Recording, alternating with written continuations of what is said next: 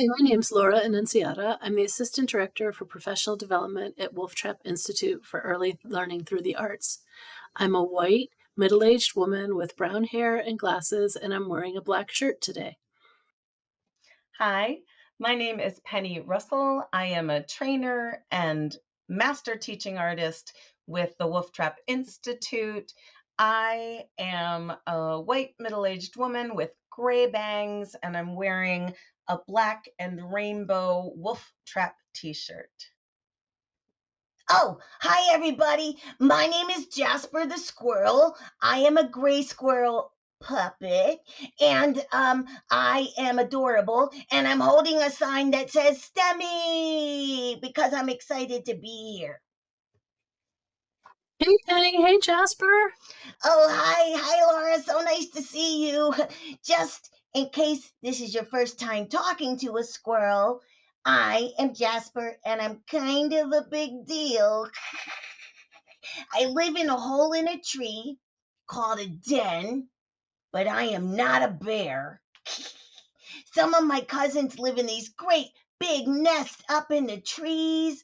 They're called a dray. My favorite thing to do is get to come into classrooms and learn from the children in the classrooms. They teach me how to sit in circle. And let's see, they teach me that this is not sitting still when I move around a lot. And they teach me that sitting on my head is not sitting on my bottom. Right now, I have a acorn and I am going to go find a hole, dig a hole, and bury my acorn. Bye. Hi. Today, Penny and I are going to share some examples of arts-integrated strategies she's created in collaboration with educators and community partners working with early learners. Wolf Trap Institute for Early Learning Through the Arts serves just under 100,000 children, educators, community partners, and families annually through our network of affiliates throughout the United States and in Singapore. We're based just outside Washington, D.C. at Wolf Trap Foundation for the Performing Arts, which is located in the only national park for the performing arts in the United States, Wolf Trap National Park.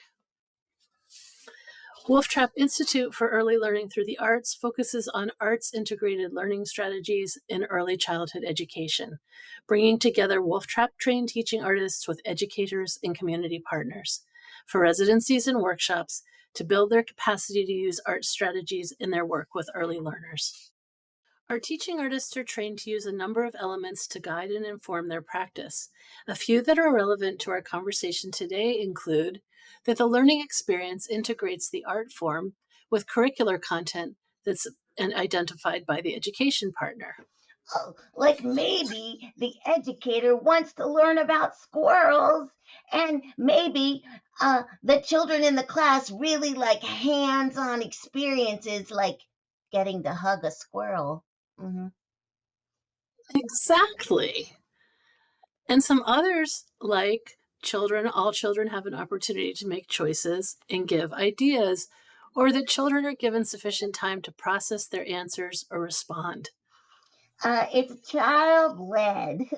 And sometimes, well, I have problems, and the children can help me solve my problems. They're very smart. That's true. We also want to make sure that the experience contains a combination of sitting and planned movement. We work with our teacher partners to know what is the most accessible movement strategies for their children. The experiences should be scaffolded to build on prior knowledge and extend learning, and our plans are individualized for the needs of the child, group, teacher, and family. Whatever the needs in the classroom are, well, we can find a way to meet them by partnering with the educator and listening to the children. So right now, let's join Penny and Jasper as Jasper visits his home tree, and maybe we'll meet another animal friend. Penny uses Jasper in the tree to explore STEM learning areas like observation, prediction, exploring habitats, ecosystems, and seasons. Oh, hey everybody, this is Jasper, and here is my tree. I live right down there in that hole that I said was called a den. Remember that? Let me tell you some more about my tree. Well, let me tell you some more about this tree. This tree was made from one cardboard box. It's recycled. It's true, it's recycled. And you could make a tree for your classroom any size from any box you have. I've made tabletop trees with educators. We've made trees of all different shapes and sizes. Sometimes educators I've worked with have found, you going to help me, Jasper? Yeah. Some bark that fell off a tree outside and then glued that to the cardboard to make it more of a sensory experience. But this tree can be something you can touch and feel and move and change with the seasons. My favorite thing to do with a tree like this is pick one tree in your neighborhood, on your playground, to follow throughout the year. Make some leaf rubbings or find the shape of that leaf and recreate it and add it to your tree. Change your leaves with the seasons. Maybe you have Okie the oak leaf. Maybe you have Mabel the maple tree. Find whatever is happening with your tree, the seeds that are exposed, if it has flowers, if the leaves change colors, if it loses leaves, and recreate it here in the classroom tree. Today, this tree just has some fabric on it for the leaves, so I can easily change with the seasons and follow the tree. In the winter, it becomes pretty easy, and maybe the tree is dormant and you can leave it still throughout the winter. But a way of making observations come to life, a tactile way of sharing and creating, recreating, of writing down, of holding on to your observations. Okay, no problem, Penny. Here we go. Here's another thing you can do with this amazing tree. It can be a puppet stage. So this could be a tree that follows the seasons throughout your classroom. This could also be a tree that is a habitat for all the characters in your classroom. Because this is a puppet tree, you can really explore these habitats. You can take down the nest because it's a puppet tree. You can hold it in your hand. You can listen to the birds. You can check out their nest in the spring and make some predictions about what might be in that egg. There might be bees and other birds in this tree. There might be butterflies and bugs. You can create out of paper and some colored pencil. You can create your own characters to live in that tree. Sometimes I'll make some rod puppets. Also, sometimes use just a paper tube to make a handle. So you could have a flying puppet that might be easier to manage, or might be something you can put your fingers in this way. So many ways to adapt this tree to meet the needs of your classroom. If this is a habitat that we've created in the classroom, it might encourage some other friends to join, like Bernie the bear. Oh, hello, everybody. My name is Bernie. Hello, I'm a black bear, and I am a puppet, and I am a friend of Jasper's. I think Bernie might be a little bear cub. I'm not a baby. I know you're not a baby. It's okay. It's okay. But Bernie might be an outdoor ambassador, just like Jasper, who visits the classroom and talks all about the woodland forest until the weather gets a little colder and those leaves start changing colors and Bernie the bear might disappear. Then we have some real sleuthing to do. We can do some problem solving. We can do some research. We can go on a bear hunt and find out what has happened to Bernie the bear. Once we discover more about these black bears, we might discover that Bernie might come back to visit in the spring. So we can be looking for signs of spring for our friend Bernie to return. I'm going to hand it back over to Laura. The Institute programs are professional development experiences, primarily in the format of multi-session classroom residencies or workshops. The residencies are focused on building the educator partner's capacity and comfort with using arts-integrated strategies in their work and take place in the presence of children. The residency model utilizes several strategies to ensure that each individual residency is tailored to the needs of individual children, the group, and the educator partner. Teaching artists don't use pre-created curriculum. Wolf Trap Institute provides robust, ongoing professional development for Wolf Trap teaching artists that supports them in creating individualized plans for each residency. The educator partner works with the teaching artist to provide a preliminary profile of the learning environment of children and leads the selection of content for the focus of the residency. Teaching artists can observe the classroom in action before their first residency session and debrief and plan with the educator after each session to discuss the experience, to adjust plans, and to consider the child and educator's needs. These pieces of the approach provide opportunities for discussion and planning around environments, duration, materials, adaptations, and effective instructional formats. Our teaching artists build upon the information they learn from the educators and children to customize the learning experience, adjusting and adapting as they move through their residencies together. The relationship between the teaching artist and educator or community partner is collaborative, and for residencies, we use a model of gradual release, with the intention being that the educator will lead the use of arts-integrated strategies on their own by the end of the residency. Now let's pass back to Penny so she can demonstrate a way she customizes the use of a commonly used percussion instrument to lead into some additional learning areas.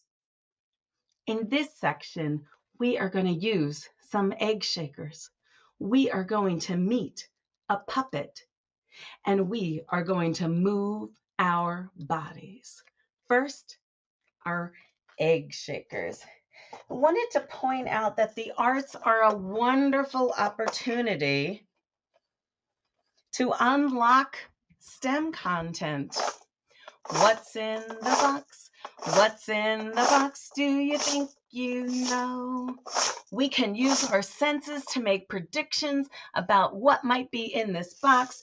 We can find a box of egg shakers. I love to let the children pick their own egg shakers from the box, and they have taught me so much because I buy these eggs from the same company every year, and I buy them all in black, so they're exactly the same, but they are not exactly the same, and our children know it.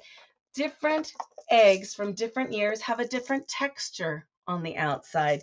Different eggs that I've bought in different years have a different size font and a slightly different sound. So letting the children pick their own eggs, they are discovering and making observations about these eggs that I did not do on my own. Once we have these instruments, be aware that the sound is bright and can be too bright for some of our friends. I found some shakers with a lower pitch that I might use in class. Sometimes just standing away from all of the children shaking the eggs can be enough, or holding them tight so they don't vibrate as much can alter the sound enough. But we're going to use a steady beat to keep us focused. And we shake, and we shake, and we shake, and we stop. And we shake, and we shake, and we shake, and we stop. And we shake, and we shake, and we shake, and we stop. And we shake, and we shake, and we shake, and we stop. Music gives us the opportunity to create patterns, to repeat patterns over and over, to sing directions, to narrate what is happening. We can sign or speak that final phrase to finish it off. For those children who are very musically inclined, it's a way to encourage some communication. We can use this chant later in gross motor movement. Another one I like to use with the eggs is prior knowledge, developing prior knowledge or confirming prior knowledge before we get into our lesson. So we might go up, whoop, shake your shakers up, arriba, arriba, shake your shakers down, abajo, shake your shakers up, arriba, arriba, shake them all around. So many access points, different languages. We've got the visual of our body. We have the sound changing with the levels that we're using. A dance artist might focus on dance levels. A music artist might use a slide whistle. So many ways to practice this up and down movement. When we're doing it with our own bodies, we've got that total physical response where we're learning that vocabulary. So lots we can do that is STEM related with a simple egg shaker from the classroom. It is time to meet that puppet because our friend Jasper has a problem, and we are wonderful problem solvers here in this class. Jasper, you can also work on social emotional skills. Jasper does not look very happy. Jasper, are you sad? I'm so sad I have a problem. Tell us your problem. Well, I bury my acorns and I dig them up later. Well, I can't find all my acorns. I left some of them down in the soil. Jasper, it's okay. It's okay because that acorn is a seed. And we've been talking about what happens to seeds down in the soil, right? So let's remember, sometimes we also eat seeds. So I might eat a sunflower seed. I might drop a sunflower seed down in the soil. That sunflower might get some rain. That sunflower seed might get some sun. And the next thing that happens, the roots grow down, the roots grow down, the roots grow down. The next thing that happens, this is what happens when the stem shoots up.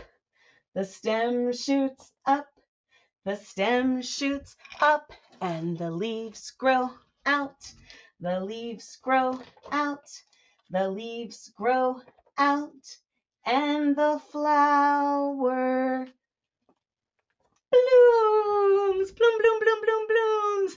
Because this is a sunflower, the seeds are right in that flower. We can pick one up. We can dig a hole just like a squirrel. Are you ready?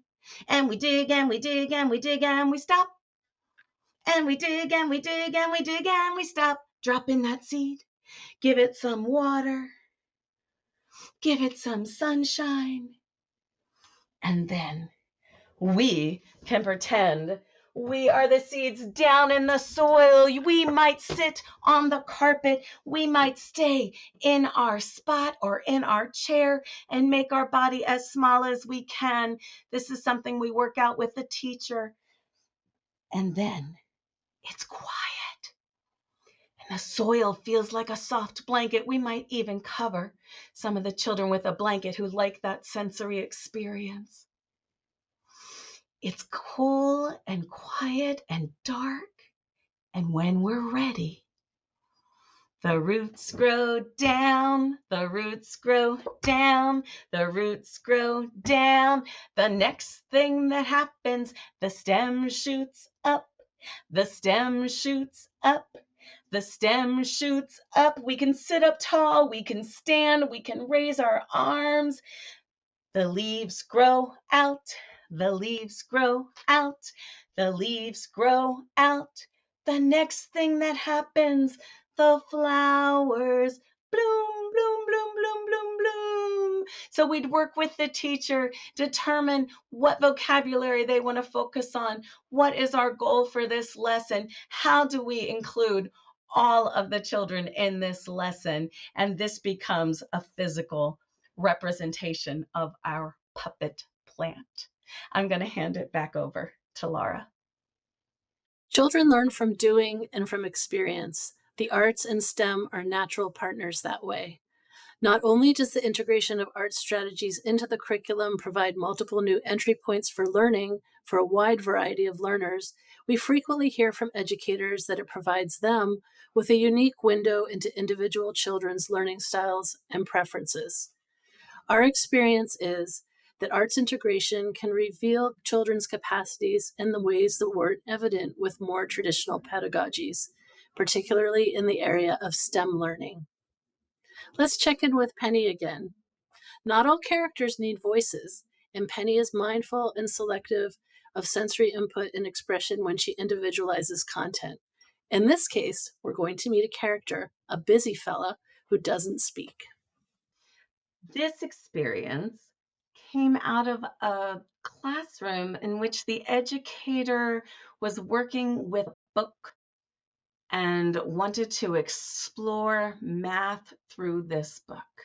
So we started with a science portion of reviewing a farmer using their garden shed to plant some seeds. And then we started focusing on what happened to those roots. And our garden shed is full of things that we found along the way. We have just a stick with some duct tape that became our shovel, and we had many opportunities to water the garden. We could use a hose, we could use a bucket, we could use a watering can. We came up with more ideas because there is more than one way to solve a problem. But soon enough, the carrots were growing and we had a new challenge.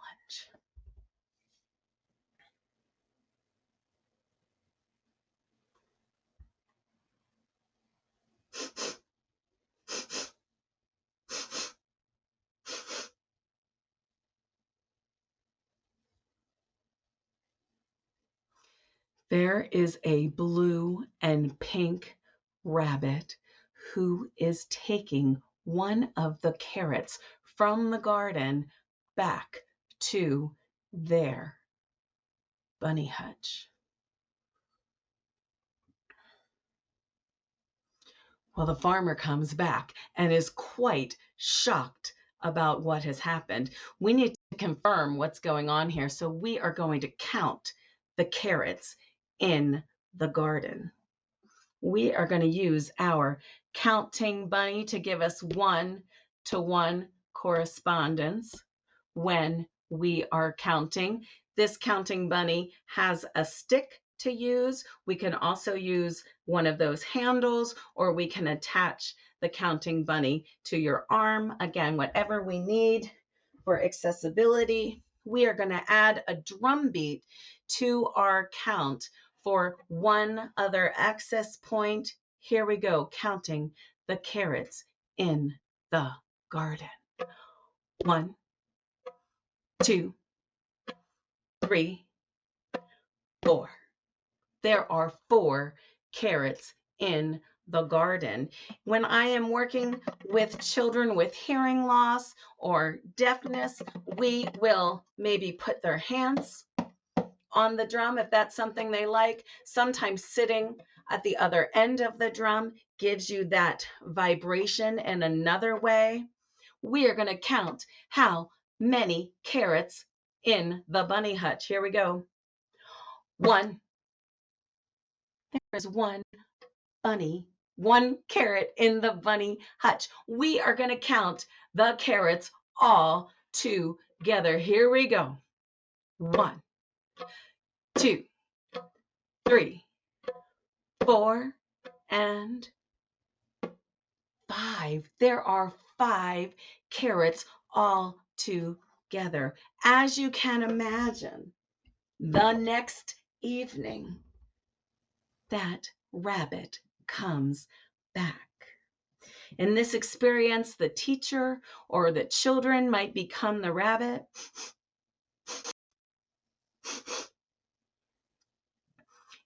If we are doing higher math, the rabbit might eat those carrots and it becomes a subtraction problem.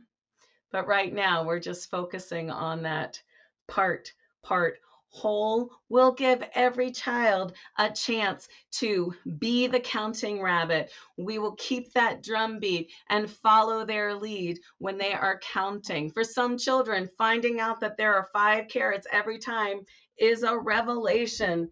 If we were needing more of a physical sensory experience, we might use 3-dimensional props. We might have the children hold the carrots in their hand and let the rabbit jump on those carrots. We might create number sentences from each one of these challenges. My most exciting part of this experience is what happens after.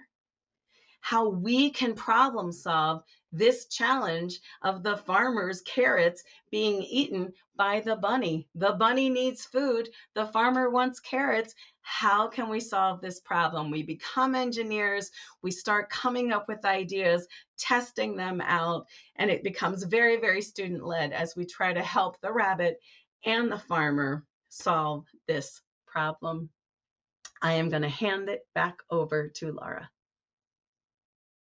Thank you for letting us share a little bit about our work today. Before we sign off the presentation, we wanted to introduce you to another character who's fantastic at prompting inquiry, recall, prediction, and imagination. Penny, is Mr. Question Mark here today? Oh, here I am. Are you looking for me? My name is Question Mark. I am a blue 2-dimensional question mark with googly eyes and a red mouth. You heard me, a 2-dimensional question mark with googly eyes and a red marker mouth. I created Question Mark in about 30 seconds when we were working virtually, and I needed a way to help engage the children with their deeper questioning and with open-ended questions.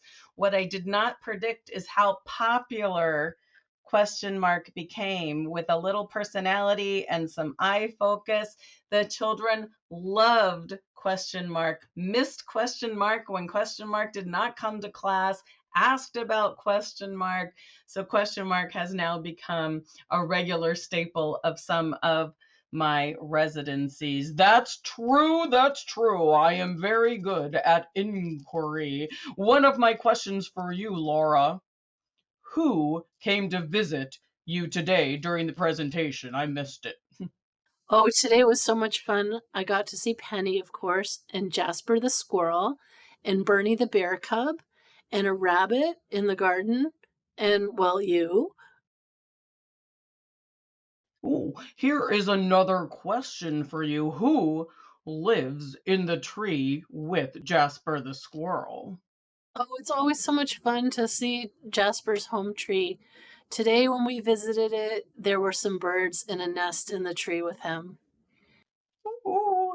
And another way for those open-ended questions, who else might live in a tree? So many open-ended questions that Question Mark can offer. Here's another question. Did you learn anything about seeds today? I did. I learned that you can plant seeds in the dirt and that Jasper collects a special kind of seed that comes from an oak tree that's called an acorn. And guess our last question. Our last question is, do you have any more questions? Thank you, Penny. Thank you, Jasper, Bernie, Rabbit, and thank you, Mr. Question Mark. And thanks to everyone who's in attendance with us today for joining in.